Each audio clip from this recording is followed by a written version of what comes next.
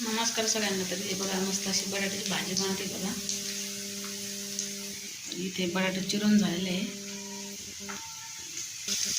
मध्ये टाकू आपण थोडीशी मोहरी,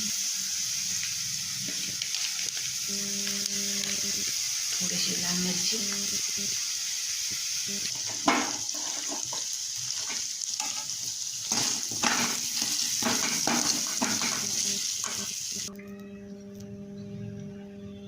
इथे शेंगदाणे भाजून घेते बघा.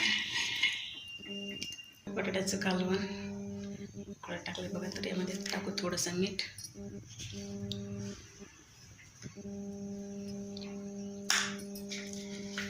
ज्वारीच्या भाकरी करायच्यात बघा 2-3.